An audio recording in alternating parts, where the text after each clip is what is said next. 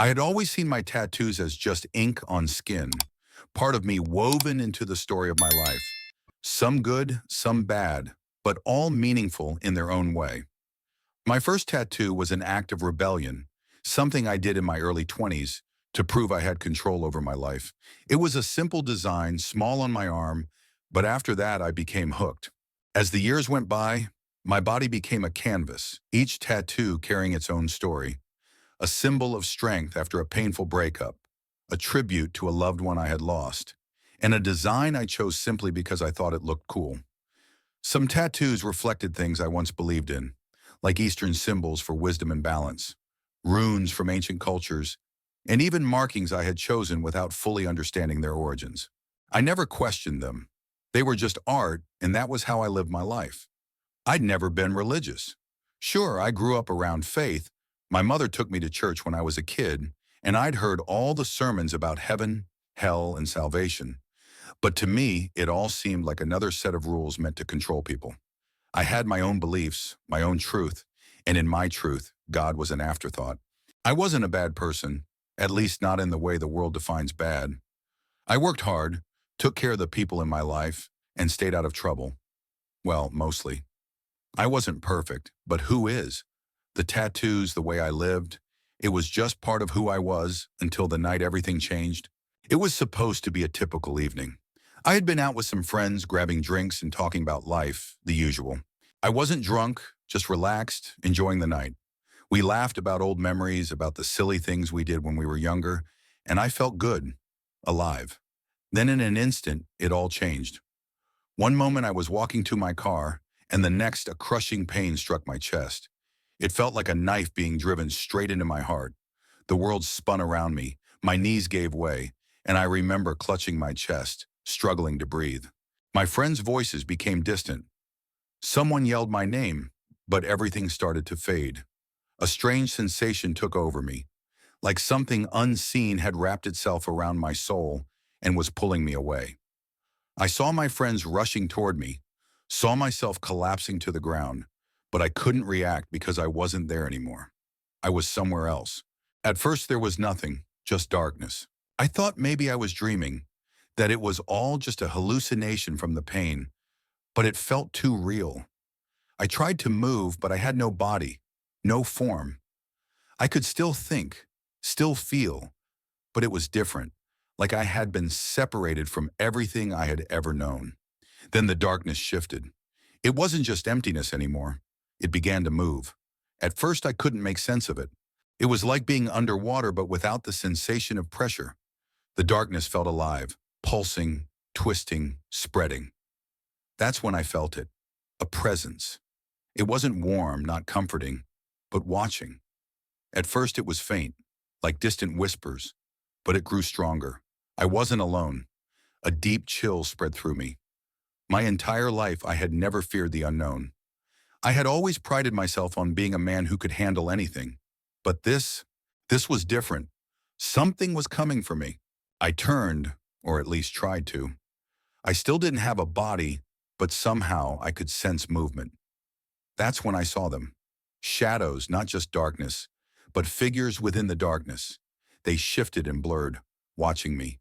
Then they moved fast, rushing toward me. I tried to scream, tried to run, but I was frozen in place. I had no mouth, no voice, no body. And as they got closer, I felt something I had never felt before. Absolute terror. It wasn't just the fear of the unknown. It was the realization that I knew, deep down, that they had been waiting for me. They knew me, and I knew without being told that they weren't here to help me. A voice echoed, not from them, not from anywhere. "You are marked." The words hit me like a thunderclap. Marked? I didn't understand. I had always thought tattoos were just art, a way to express myself, a way to tell my story. But as the figures in the darkness moved closer, their presence growing heavier, I realized I had been wrong. They weren't talking about the scars on my skin. They were talking about something else, something I had never seen before. A weight pressed against my soul, something unseen yet undeniably real. My tattoos weren't just designs. They had meaning, and now I was about to find out exactly what that meant. Then light, blinding, pure, unstoppable light, erupted into the darkness. The figures shrieked, scattering, and I felt it. A presence stronger than anything I had ever known. Warm, overpowering, undeniable. The darkness didn't just retreat, it fled. And suddenly, I wasn't in the void anymore. I was somewhere else, somewhere holy. In front of me, standing in radiance beyond anything my mind could comprehend, was Jesus Christ. I hovered above my own body, staring down at the chaos below. The paramedics were moving quickly, voices urgent, shouting numbers in medical terms I didn't understand. My chest rose and fell unnaturally as one of them pumped against it, forcing life back into me. Another held paddles, preparing to send a jolt of electricity through my body. I should have been panicking, but I felt nothing. Just numbness, a strange detachment, as if I were watching a movie that had nothing to do with me. I saw my own face, pale, lifeless, mouth slightly open. My arm, tattooed with symbols I had long forgotten the meanings of, hung limply off the side of the gurney. None of it seemed real. I tried to speak, to move, to reach out and shake someone, tell them I was still here, that I wasn't gone, but I couldn't. I had no voice, no hands, no body. I was just there, floating, watching, trapped in this in-between space. Then something changed. A force, unseen but impossibly strong, took hold of me. It started as a pull, gentle at first, like a current nudging me in a direction I hadn't chosen. Then it became stronger, relentless. An overwhelming, sinking, dragging sensation in whatever form I now occupied. I fought it instinctively, but there was no ground beneath me, nothing to grab onto. I was being pulled away, away from the hospital, away from my body, away from everything I had ever known. The emergency room blurred, stretched, distorted. The voices of the doctors faded into a distant hum before disappearing entirely. The world around me collapsed into darkness. Panic surged through me. I struggled, twisting, trying to break free, but it was useless. The pull wasn't just gravity, it was something much worse. I wasn't falling, I was being taken. The darkness around me wasn't just an absence of light, it was alive, moving, shifting, thick and heavy, like a living thing pressing against me. The air, if there even was air, grew cold, suffocating, thick with something I couldn't describe. Then I heard them, whispers faint at first, then growing louder. Murmured voices layered over each other, speaking in a language I didn't understand. Some were guttural, low and growling. Others were high-pitched, sharp, almost mocking. They weren't random. They were directed at me. Shapes emerged in the darkness, forming from the shifting void. Dark figures I couldn't make out, faces hidden, only eyes, cold, hollow, watching me with a hunger that made my very soul tremble. They were waiting for me. One of them moved closer. Its presence sent a wave of dread through me so strong that if I had lungs I would have screamed. It reached for me, its long fingers stretching, twisting unnaturally, bending at angles they weren't meant to. A sharp whisper scraped against my mind. "You are marked." A sudden flash of memory struck me. My tattoos. Could that be what they meant? My mind raced, trying to understand, trying to make sense of something that made no sense at all. The figure moved closer, and as it did, I felt something else. A weight pressing down on me, a heaviness that didn't belong to me, that hadn't been there before. It was as if chains I had never noticed were suddenly wrapped around me, holding me in place. I was bound. Not physically, but spiritually. I had never been a superstitious man. I had laughed at people who talked about spirits, demons, things beyond what science could explain. But now in this place, there was no denying it. I was in their world. The whispers grew louder. The figures multiplied. They were closing in. I thrashed, fought, tried to escape, but their pull was too strong. My mind screamed in terror. Was this hell? Was this where I was going? Had my life really led me here? Just as the first hand was about to grab me, light erupted into the darkness. Not just any light. This was different, powerful, pure, unstoppable. It wasn't just light, it was authority, a force so strong that the darkness around me didn't fade. It fled. The whispers turned into shrieks. The figures recoiled. their forms twisting in agony as they were driven back by the radiance pouring into the void. The chains around me shattered as if they had never existed. The presence that had been dragging me down lost its grip, and in the center of the light, I saw him. At first, I could barely comprehend what I was looking at. The brilliance was too much. It wasn't just light, it was life itself, power, justice, and mercy all at once. It was everything I had spent my life ignoring, everything I had dismissed, everything I had refused to acknowledge. And it had come for me. The shadows screamed, retreating into the void. The figures that had been moments away from claiming me were nothing in the presence of the one standing before me now. I wanted to look away, but I couldn't. I didn't want to, because in that moment I knew exactly who he was. And for the first time in my life, I understood what it meant to be truly powerless before something greater than myself. I was standing before Jesus Christ. The light was everywhere, consuming every shadow, every remnant of the darkness that had tried to take me. I stood there, though standing may not be the best description, completely overwhelmed by its radiance. Yet it wasn't just the brightness that left me gasping for air. It was the overwhelming presence. I sensed him before I saw him, a power so profound that it made every fiber of my being quiver. His presence was vast, yet so near, pressing against me in every possible way. It was unlike anything I had ever experienced, not merely light or warmth, but something far deeper. It felt as though I was standing at the heart of a force that held the entire universe together. And then through the brilliance I saw him, Jesus Christ. He was not just a figure, nor merely a man before me. He was the very essence of truth. His eyes I will never forget. They didn't just gaze at me, they penetrated me, seeing through every thought, every sin, every moment of my life exposed before him. For the first time, I was completely laid bare, with no place to hide, no excuses, no distractions, and no clever justifications. I had spent so many years convincing myself that I was a good person, that my life was mine to live however I chose. But in his presence, I realized the truth. And the truth was, I had been blind. A deep, overwhelming shame took hold of me, heavier than anything I had ever felt. I couldn't lie, couldn't pretend. Every reckless decision, every arrogant thought, every time I had dismissed him as nothing more than a concept, it all came crashing down on me. I wanted to fall to my knees, but my body wouldn't obey. I wanted to speak, to say something, anything, but no words came. I had never felt more unworthy, and yet at the same time I felt a love. Not the kind of love I had known on earth, not conditional love, not human love that fades or falters. This love was different.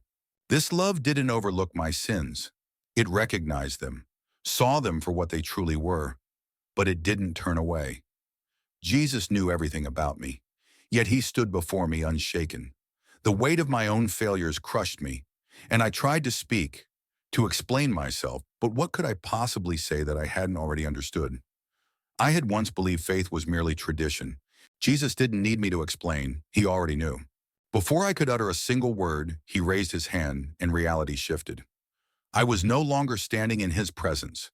The light dimmed just enough for me to witness something else, a vision unfolding before me. Jesus was showing me something, and what I saw next shook me to my very core. The vision didn't feel like a memory. It felt as though I was truly there. I could see, hear, and feel everything, though my body was nowhere to be found. It was like I had been transported through time, witnessing events I had never encountered before, yet they were undeniably real. First, I saw a vast desert, golden sand stretching in every direction. Ancient people moved before me, their bodies marked with intricate symbols, sacred patterns carved into their skin with deliberate strokes. These weren't mere decorations. There was power in these marks. Some glowed, radiating an invisible force, while others seemed darker, pulsing with something far more sinister. It quickly became clear that these tattoos were not just physical, they were spiritual. I watched as a group of men knelt before a towering figure, a high priest of a long-forgotten civilization. Their arms were raised, and as the priest chanted, symbols were etched into their skin, not with ink, but with something else, something invisible yet binding. The moment these marks were placed, I saw it. A shift in the spiritual realm. Forces hidden from human sight reacted.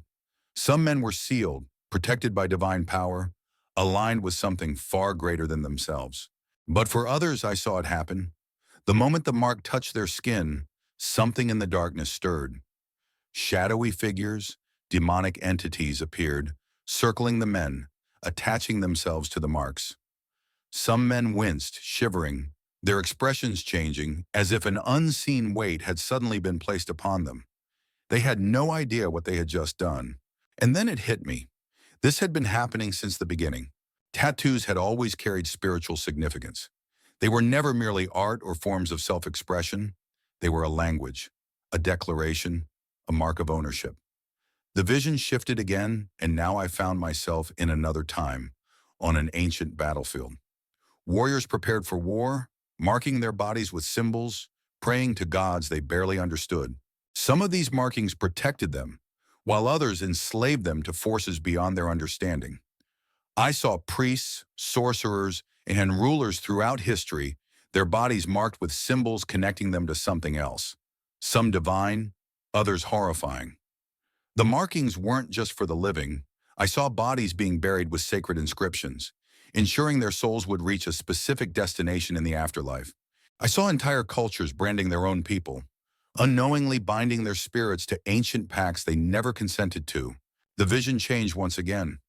I was no longer in the ancient world, but here, in the modern world, cities filled with flashing lights, towering buildings, streets packed with people going about their daily lives, and tattoos were everywhere. The difference was no one believed they had any deeper meaning.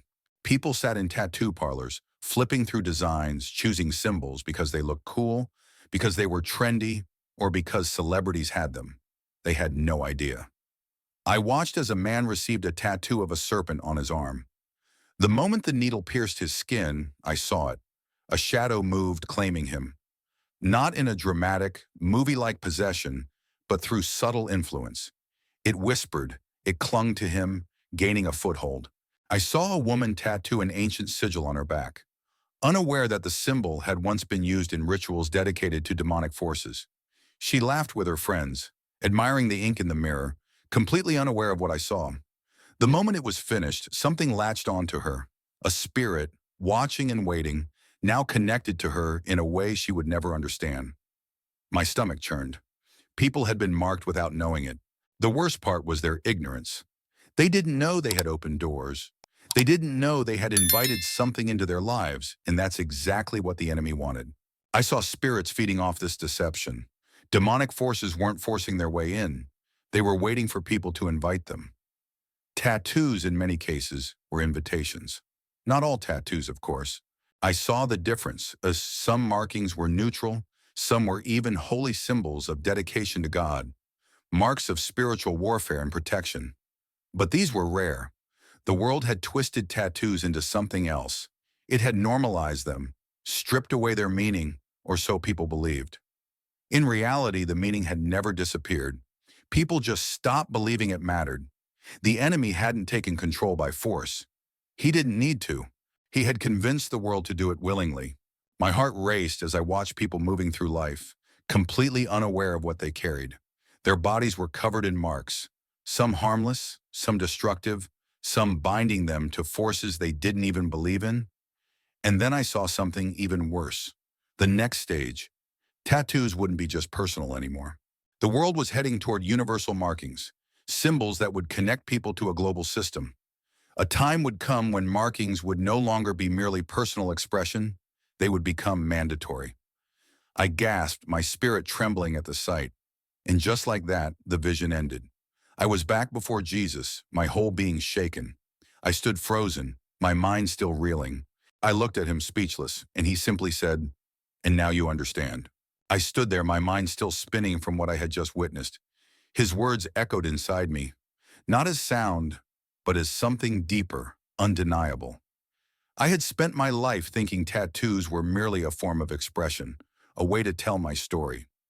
Now I saw them for what they truly were, spiritual contracts, declarations in the unseen realm. I had never once considered that my body, covered in ink, might carry a meaning beyond what I had intended. But now there was no denying it. Jesus raised his hand again, and another vision unfolded before me. I saw people from all walks of life, young, old, men, women, rich, poor, all marked. Some bore symbols that glowed faintly, like a protective seal, while others had tattoos pulsing with something much darker. They had no idea what they carried. Then I saw the battle, the struggles people faced with unseen burdens. Addiction, depression, anxiety, rage, never realizing that something had a hold on them. I watched as a young man sat in his apartment, shaking from withdrawals, his tattoos, symbols of death, destruction, rebellion, covering both arms. He thought they were harmless, part of his identity, but as I watched, I saw shadows clinging to him, feeding on him. I saw a woman sitting alone in her car, sobbing, gripping the steering wheel so tightly her knuckles turned white. She had just gone through another failed relationship, her heart shattered, her self-worth crumbling. Her tattoos, symbols of self-empowerment and love, told a different story, but beneath them, I saw something else, a spiritual weight, a binding she didn't even know existed. She thought she was unlucky in love, unaware that something unseen had been whispering lies into her mind for years, convincing her she wasn't worthy of something pure. I watched more unfold, people bound to things they never intended. I saw the moment the ink met the skin, and something in the spiritual realm shifted. Some of these tattoos weren't chosen freely. They were influenced, whispers, suggestions, a pull towards certain designs, certain images. People thought they were choosing something cool, something unique, but often the idea had been planted long before. Then Jesus spoke, and his voice carried a weight that sent chills through me. Not all markings are evil, but many carry more than you understand. I turned back, watching as a man knelt in prayer, his arms covered in tattoos. But these symbols weren't dark. They glowed faintly, carrying something holy.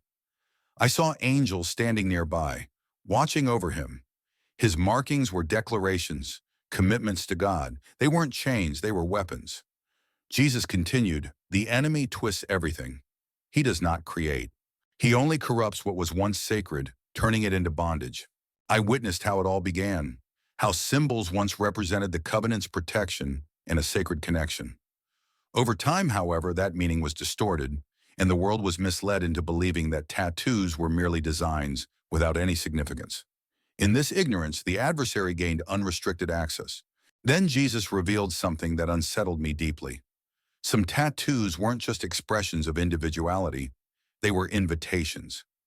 I saw people marking themselves with images of deities, spirits, and ancient gods, thinking they were honoring heritage or embracing culture. But the moment the ink touched their skin, something claimed them. I saw individuals tattooing sigils, runes, and occult symbols, thinking they were only decorative, not realizing they had unknowingly entered into a pact. They didn't need to sign a contract. The tattoo itself was the agreement. I watched as a man sat laughing with friends while getting a demonic figure as part of a sleeve tattoo. As soon as the artist completed it, I saw a subtle but definite change. He blinked, slightly disoriented, as if a new thought had suddenly entered his mind. He shrugged it off, but I could see what he could not. A presence settling over him, quiet and patient. While some believed they were simply expressing themselves, others knew exactly what they were doing. I saw musicians, celebrities, and influencers, figures with enormous audiences, tattooing symbols with ancient, profound meanings and sharing them with millions. Fans imitated them, unaware of the spiritual consequences, marking themselves and unwittingly binding themselves to forces they didn't comprehend. What I saw next was even more alarming. These tattoos weren't just forming connections with spirits, they were preparing people for something much larger. I turned to Jesus, my voice trembling, and asked, "What is this leading to?" His sorrowful gaze met mine as he replied. At that moment, the weight of understanding hit me. People were being conditioned. The spiritual significance of markings was being stripped away, normalized, and turned into trends. This way, when the ultimate mark arrived, no one would question it. I gasped as the truth bore down on me. Tattoos were only the start. The world was heading towards something far darker, and most would remain oblivious until it was too late. Suddenly, the vision shifted, and I found myself in a vastly different place. Unlike before, there was no chaos, confusion, or looming darkness. Instead, there was balance, perfect and unshakable.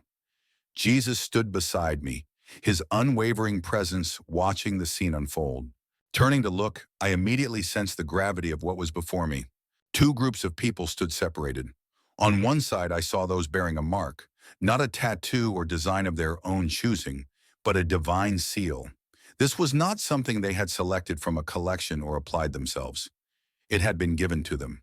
It glimmered faintly, as though etched into their very being, symbolizing protection and belonging to something far greater than themselves. They appeared calm, their eyes reflecting a peace that couldn't be shaken. These people were resolute, steadfast, and fearless. When I looked at the other group, the contrast was striking. The atmosphere around them felt oppressive, dense, as if an invisible weight bore down upon them. They too carried a mark, but it was dark, distorted, and binding. Their eyes betrayed their reality before I could fully grasp what I was seeing. They were ensnared. Some displayed arrogance and pride, convinced they had chosen correctly, oblivious to their bondage.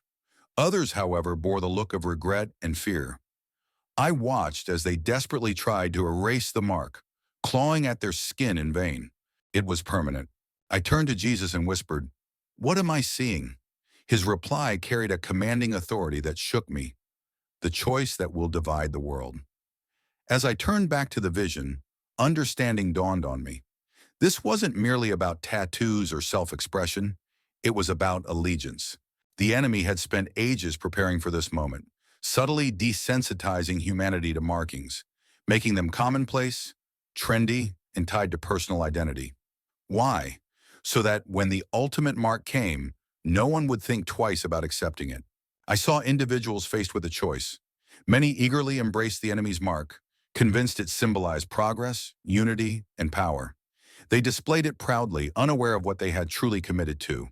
Others hesitated, a deep unease stirring within their souls, warning them that taking this mark required them to surrender something sacred. Those who refused the enemy's mark paid the price. They were ostracized, denied access to society, and branded as extremists or enemies of progress. Some faced persecution, loss of rights, and even execution. Yet despite the suffering, they stood firm, bearing God's seal. Their faith remained unbroken, their gaze unwavering. They had chosen truth over deception. As the enormity of what I witnessed weighed on me, Jesus spoke again. "There will come a time when everyone must choose." My heart sank. "And most will choose wrongly," I said. His eyes filled with sorrow as he nodded. "Because they have already been conditioned to." I looked at my own tattoos for the first time, feeling their true weight, not just physically but spiritually. Each mark held meaning, some reflecting identity, others representing bondage. The enemy had spent centuries ensuring humanity wouldn't discern the difference. Desperate, I turned back to Jesus. "How do I warn them?" His gaze pierced me, carrying both strength and urgency. "You must tell them the truth before it's too late." I felt a force pull me away from the vision and from Jesus. My throat tightened. I wasn't ready to leave. But as I was drawn back, the last thing I saw was the ultimate choice. The moment when the world would be forced to decide whether to bear the mark of deception or the seal of God. And I knew that most would choose wrongly. Back in reality, the weight of the vision pressed down on me, heavy and suffocating. The choice was clear, yet the world was oblivious to it even being a choice. People were blindly walking into a centuries-old trap, and Jesus had shown me the truth so that I could warn them before it was too late. His voice resonated within me, calm yet commanding. "They have been deceived." Another vision unfolded, the world as it exists now. I saw people in tattoo shops flipping through design books, pointing at appealing images without questioning their meanings. Some selected symbols they didn't understand, ancient markings whose spiritual significance had been forgotten, though their power remained. Others inked phrases that had once been spoken in dark rituals, unaware of the origins embedded in the culture. They didn't know, but I could see what they couldn't. The moment the ink met their skin, something shifted in the spiritual realm. A thread bound them to something unseen, whispering and pulling at their souls. Then Jesus revealed an even darker development. Technology had advanced, and markings were no longer limited to ink. They had become digital, biometric, embedded under the skin. People embraced them, convinced they symbolized progress, serving as identification, medical records, and access to resources. At first, these marks were optional, marketed as a convenience. Then they became mandatory. I watched as individuals were denied entry to stores, banks, and hospitals without them. Governments insisted these marks were necessary for protection, unity, and improved living standards. Most people complied eagerly, viewing them as the next step in evolution. Influencers and public figures proudly displayed their marks, promoting them to their followers. Children were born into a world where such marks were the norm, never knowing life without them. Even churches joined the chorus, with pastors reassuring their congregations that the marks were harmless, a sign of modernity. Yet I saw what happened when people accepted them. Something claimed them. The change wasn't immediate, no dramatic collapse or outburst, but something shifted. A door closed and a thread was severed. They could no longer hear God, not because he stopped speaking, but because they had cut themselves off. I turned to Jesus. Is this the final mark? His sorrowful eyes met mine. No, this is its precursor. A chill ran through me. If this was merely preparation, what would the real mark bring? The vision shifted again. I saw a time of chaos, war, famine, and economic collapse. The world, desperate for order, placed its hope in a leader in a new system. The mark became a requirement, no longer an option. People accepted it, believing it to be their only hope for survival. Those who refused were cast out, denied food, shelter, and access to society. Families were torn apart, with parents forced to choose between their starving children and their faith. Some took the mark without hesitation, believing it to be just another step toward a better world. Others, with fear in their eyes, resisted, turning to the heavens for strength. Jesus spoke again. The time will come when they must choose. My heart ached. And most will choose wrongly. He nodded. That has always been the plan, to desensitize the world to markings, normalize them, make them trends, and remove their spiritual meaning. When the real mark comes, no one will question it. They won't see the difference or think to ask. Grief overtook me. How had I been so blind? How could the world not see? Jesus' voice was firm and resolute. Tell them. I looked at him, desperation filling my heart. But they won't believe me. His eyes locked onto mine, unwavering. Though the vision began to fade, his words remained etched deep within me. The time is near. Choices will be made, and countless will be lost without ever realizing they were making a choice. Then everything turned to darkness. I found myself standing before Jesus, my mind spinning from everything I had just witnessed. The lies, the conditioning, and the monumental decision that lay ahead. Suddenly, it all made sense. The world was blindly moving towards something irreversible, and most people wouldn't even recognize it until it was too late. I opened my mouth to speak, to ask another question, to beg for more time. But before I could form the words, I felt it. A pull. This wasn't like the pull I had felt before, the one that dragged me into darkness. This was stronger, faster, undeniable. Jesus gazed at me with steady conviction and said, "Your time here isn't over." His words struck me like a command, final and unavoidable. I didn't want to leave. I longed to stay, to ask more, to understand everything before being sent back. But the decision had already been made. The pull grew stronger, my surroundings blurred, and the brilliance of Jesus, the visions, the weight of eternity, everything collapsed into a single point as I was yanked backward. I fell faster than I could process. Then pain. A violent gasp tore through my lungs as my body convulsed and air rushed back in. I was alive. The piercing hospital lights seared my eyes as I struggled to adjust. Everything felt too sharp, too loud, too tangible. The beeping machines, the urgent voices of doctors, the weight of my body pressing into the hospital bed. It all felt wrong. Moments ago, I had stood before Jesus. I had seen eternity, and now I was here.